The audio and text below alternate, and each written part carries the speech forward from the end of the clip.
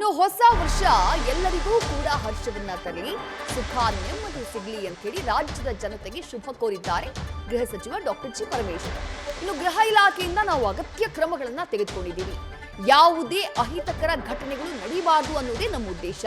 MG road, brigade road, church street ಹಾಗೆ ಕೋರಮಂಗಲ ಅಂದ್ರೆ ಅತಿ ಹೆಚ್ಚಿನ ಸಂಖ್ಯೆಯಲ್ಲಿ ಜನ ಸೇರುವಂತಹ ಹಾಟ್ಸ್ಪಾಟ್ಗಳು. ಈ ಪ್ರದೇಶದಲ್ಲಿ ಹೆಚ್ಚಿನ ಪೊಲೀಸರನ್ನ ನಾವು ನಿಯೋಜನೆ ಮಾಡಿದ್ದೀವಿ. ಅಗತ್ಯ ಬಿದ್ದ ಕಡೆಯೆಲ್ಲ ಸಿಸಿಟಿವಿಗಳನ್ನ ಅಳವಡಿಸಿದ್ದೀವಿ ಅಂತ ಹೇಳಿ ಗೃಹ ಸಚಿವ ಡಾಕ್ಟರ್ ಜಿ ಪರಮೇಶ್ವರ್ ಮಾಹಿತಿ ನೀಡಿದ್ದಾರೆ. ರಾಜ್ಯದ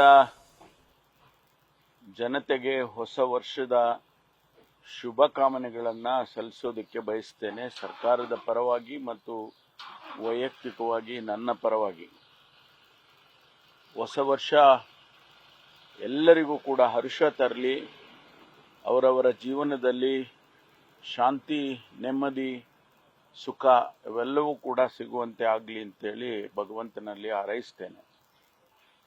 ನಾವು ಗೃಹ ಇಲಾಖೆಯ ವತಿಯಿಂದ ಎಲ್ಲ ರೀತಿಯ ಎಚ್ಚರಿಕೆಯ ಕ್ರಮಗಳನ್ನು ಕೂಡ ನಾವು ತೆಗೆದುಕೊಂಡಿದ್ದೇವೆ.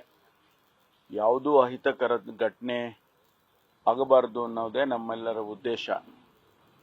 ಬೆಂಗಳೂರು ಪಟ್ಟಣದಲ್ಲಿ ಪ್ರತಿ ವರ್ಷ ಸುಮಾರು 7-8 ಲಕ್ಷ ಜನ ಈ ಹೊಸ ವರ್ಷವನ್ನು ಆಚರಣೆ ಮಾಡೋದಕ್ಕೆ ಯುವಕ ಯುವತಿಯರು ಸೇರ್ತಾರೆ.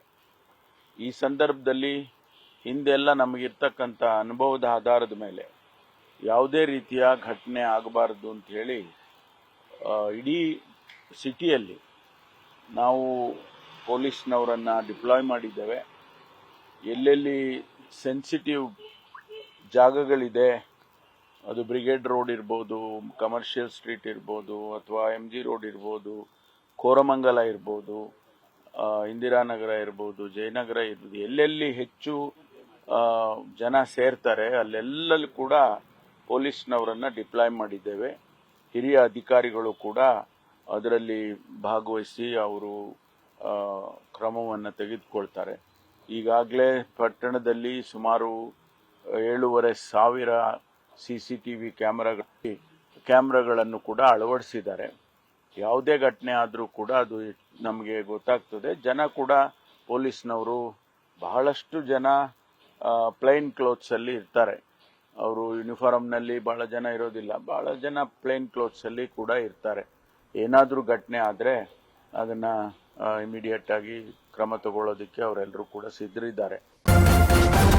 ನ್ಯೂಸ್ ಫಸ್ಟ್ ನಿರ್ಭೀತಿಯಿಂದ ನಿಮ್ಮ ಪರವಾಗಿ.